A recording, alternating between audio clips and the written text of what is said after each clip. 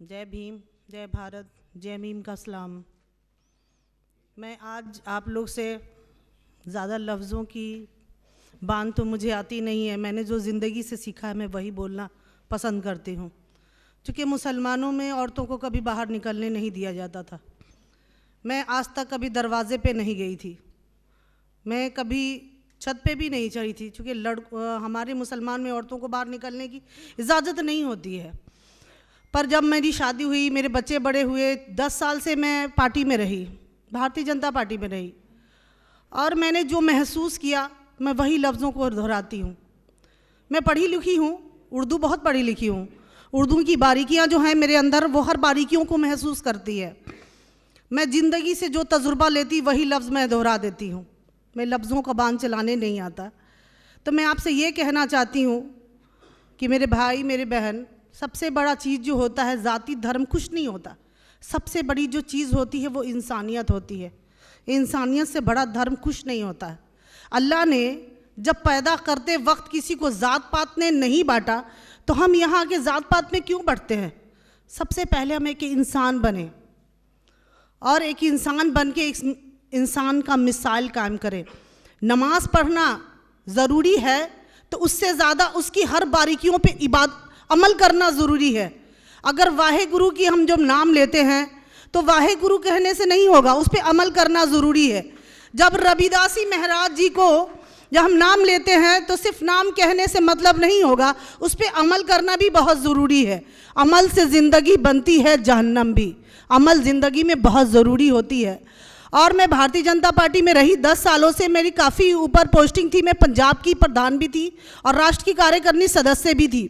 जब धीरे धीरे बारीकियों की मुझे समझ आने लगी तो मैंने उनके मुंह पर इस्तीफ़ा मार दिया।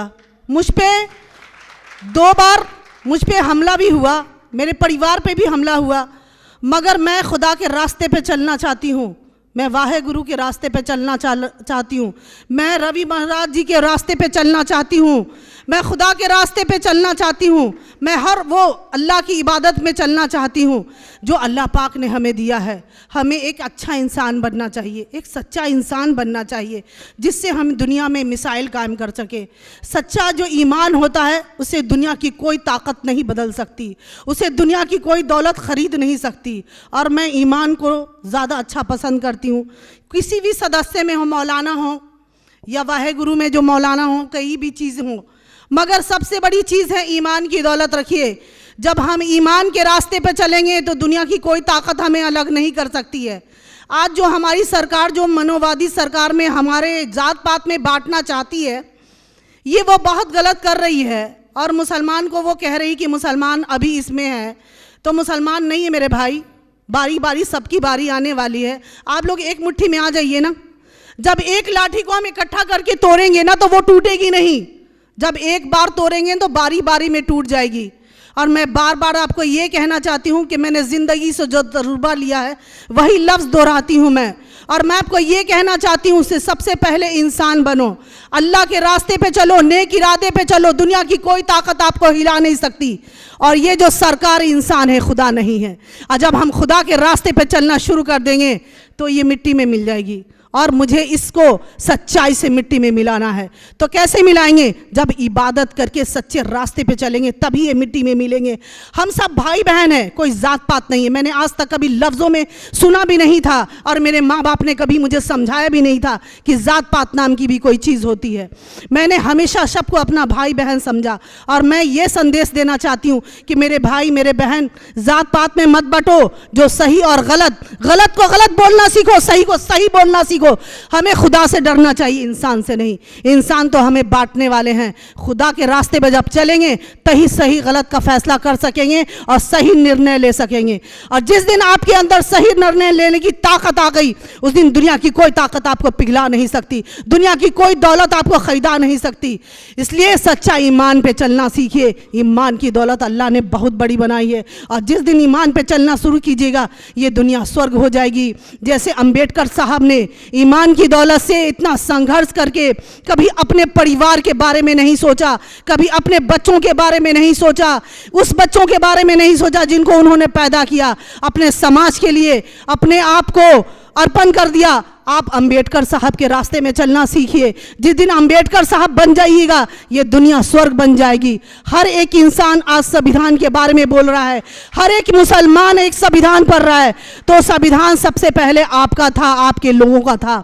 मैं ये समझाना चाहती हूँ, मैं आज ये गैर हो के इस तरह की लफ्ज़ इख्तियार करना चाहती हूँ, ये बात आपको मुझे समझाना चाहिए, मुझे आपको नहीं समझाना चाहिए था, मगर आज मेरे भाई मैं समझा रही। बड़ी दुख की बात है, आप लोग में सब इकट्ठे हो जाइए, एक प्लेटफॉर्म पे आ जाइए, बहुत ज़रूरी है। जिस प्लेटफॉर्म पे जात पात से हट के आ जाइएगा, ये सरकार नहीं रहेगी। तब कैसे नहीं रहेगी? जब एक मुट्ठी में होंगे तभी ना। ये तो हमें बारी बारी में बांट रही हो, हम बट रहे, क्यों बैठ रहे हैं? हमें बारी बारी में नहीं बटना है। अंबेडकर साहब ने एक ही पाठ पढ़ाई थी, सच्चाई की, और धर्म से हर तरह से हटने की इजाज़त दी थी। आज वो बन जाइए, अंबेडकर साहब बन जाइए। जिस दिन अंबेडकर साहब के रास्ते में चलिएगा ना, उस दिन स्वर्ग हो जाएगी। मैं बार बार कहना चाहती हूँ, अंबेडकर साहब बनिए। जिस दिन अंबेडकर साहब बन गए ना, ये सारा बच्चा, ये सारा देश, ये स्वर्ग बनेगा। मैं खुद भी अंबेडकर साहब की बहुत बड़ी फ़ैन हूँ। मैं जहाँ भी जाती हूँ, मैं अपने मुस्लिमों में भी लोगों को अंबेडकर की ही बातें समझाती हूँ। और हमारी मुस्लिम की जितनी भी जाति के जो बच्चे हैं, वो सब संविधान पढ़ रहे हैं। और जिस दिन संविधान के रास्ते में चलना शुरू कर दीजिएगा, सच्चाई की ताकत पे सुनना शुरू कर दीजिएगा, दुनिया की कोई ताकत आपको नहीं हरा सकती। अल्लाह ने सच्चाई की ताकत बहुत बड़ी दी है।